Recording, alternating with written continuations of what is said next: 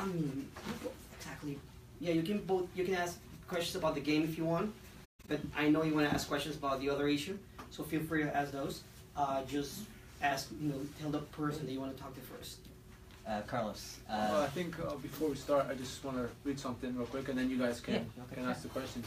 Because a lot has been said the past few weeks about the NSL U.S. Soccer lawsuits. We've read a lot of different opinions from media and executives, and one thing is, the players haven't heard anything or any consideration for the players of the NASL, For me personally, my chance back at professional soccer after I was out for 2.5 years when I got injured with DC United and MLS.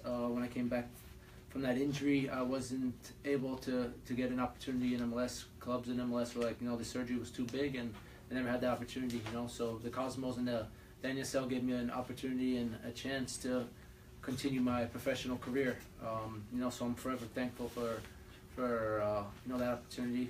Thankful to the New York Cosmos and NGO for giving me that chance, and to the NASL.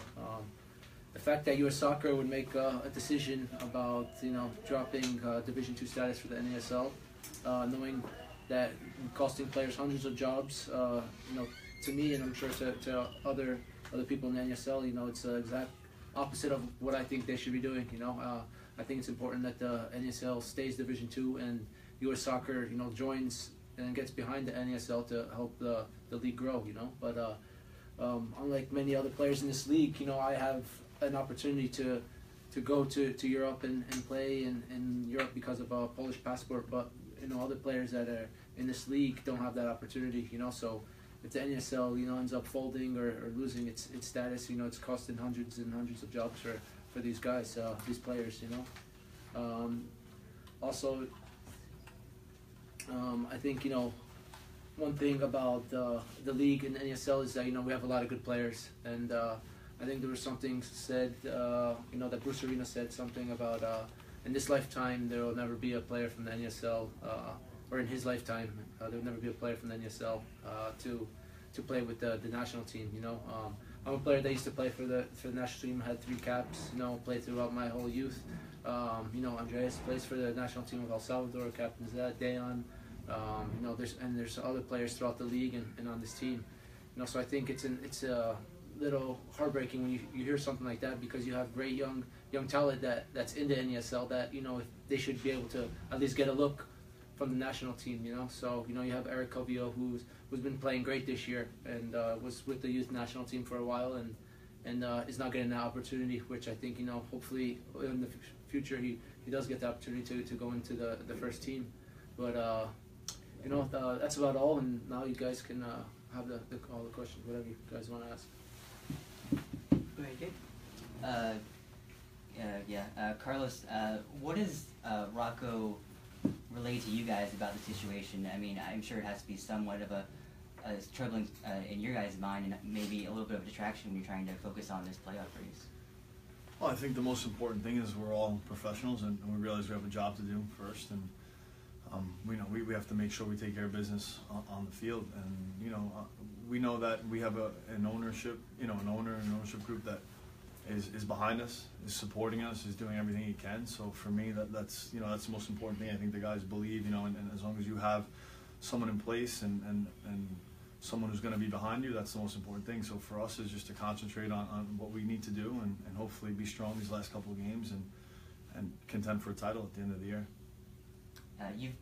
Your guy's been in the NSL for a long time now, and the Cosmos had a very dark time this past offseason, but this season there's been some positive steps for the Cosmos and for the league as a whole. Do you feel that it would be unfair to yank the sanctioning away from the league at this point? Yeah, I mean, listen, I'm not in a position to talk about, what's going to happen or what's going on right now legally and all these things. But for me, I've had a great experience in the NASL and the New York Cosmos, obviously a club with a lot of history. It's given me an opportunity to play, come back home and play and obviously retire. So, like I think Danny said too, there's a lot of great players. There's guys from all over the world. We've attracted guys like Raul and Marco Senna too to this league that have obviously, I think, helped the game grow in the U.S. So again, I'm very grateful, and like I said, I know we have an owner who's very committed to the team now, and that's the most important thing. The league's been around a few years. More recently, it was banging heads almost intentionally, it seems, with MLS. Do you think, and I asked especially the two of you because you two were here, well, Arusa wasn't when MLS was starting out, when they had a 10-year waiver before they had to comply with everything. Here you complied with most everything last year. This year you were shy on teams and some other things as the past. USL also is going to be shy this year. They're going to be shy next year. Many leagues have come and gone. NASL was very strong before, in the years before it went out, say 10 years before it went out, 5 years before it went out. Hopefully you're not going out. What are your thoughts on just your league sticking around? Of course you wanted to, but you're looking to have over 12 teams next year. I don't think there's any stadium that's less than 10,000 seats. So what are your thoughts on that, and what looks like a raw deal that your league in general is getting? You want to go first, or you want me to answer? Yeah, I'll go real quick. You know, for me, I think, you know, we've been hearing good things at the NSL and more teams coming into the league. You know, I think, like you said, MLS started off, had 5 or 6 teams, and there was 2 owners owning those amount of teams. It always takes time for a league to grow.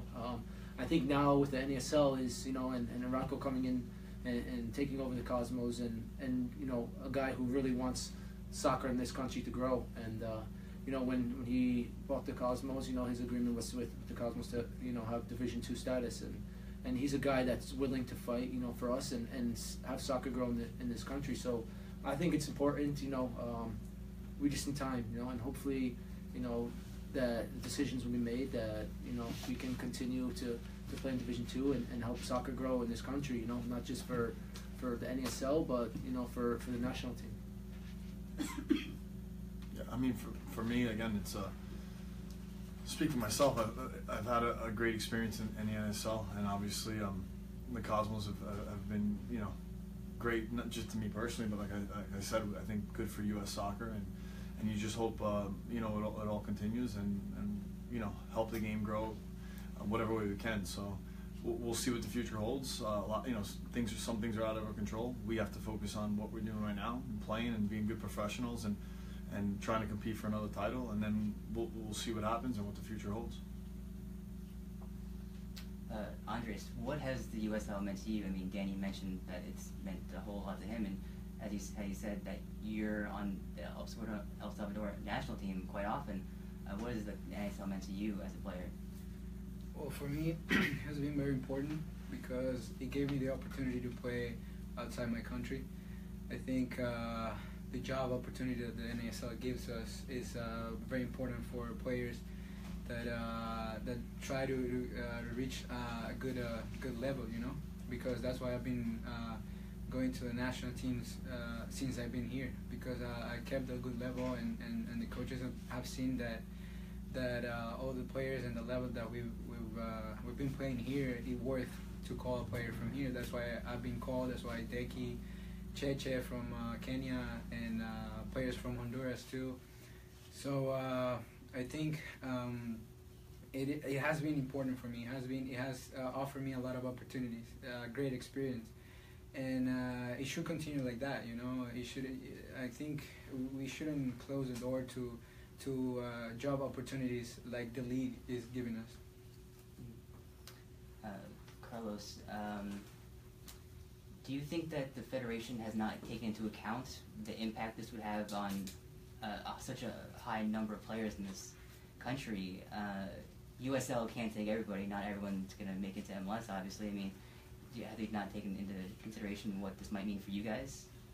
Me, you know, I can't comment on what they have or have not taken into consideration. You know, like I said, for me, we have to focus on what we can control, and you know, I'm not going to comment on anything that you know, I don't know about, or you know, what they have or have not taken into consideration. If the NSL ceased to exist, how bad would that be for U.S. soccer, do you think? Yeah, I mean, you'd have a lot of guys out of a job, and obviously, I think like Andres said just now, it's been an important league. You have a lot of young talent. You have guys from all over the world that are playing at a higher level, making a good living. You know, I've made a good living. I've been in the league now with the club this is my 5th season, so For sure, it'd be a shame if something happens or the NSL doesn't continue on. So it would be tough to see. Any other questions? Can I ask Absolutely, by all means. a hurricane question for any and all who want to answer this? Just what it's like for you guys to play today, given the surrounding circumstances surrounding the Puerto Rico Football Club and all of their needs being met. What it's like for you guys to hit the field with that? Does it cast a pall over the game, or is it business as usual with all that's going on this week? Well, for us, we're professional soccer players, so we had to focus on what we want and the goals that we've set at the beginning of the year. But we know that we're all part of this. We know that if we give a good show inside of the field, that the people's gonna come. And like today, there was a lot of people supporting the cause and trying to help to people in Puerto Rico. So we know that we can help doing our job in a good way. So that's what we're trying to do today.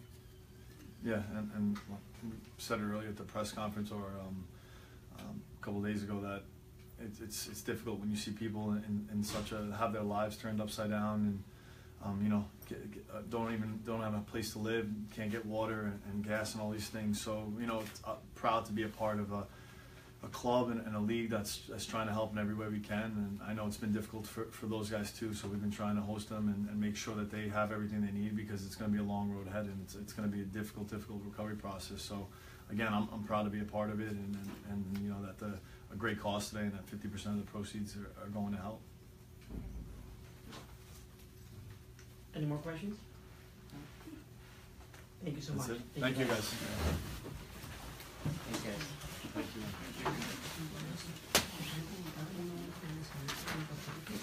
No problem. Have a good night, guys. Good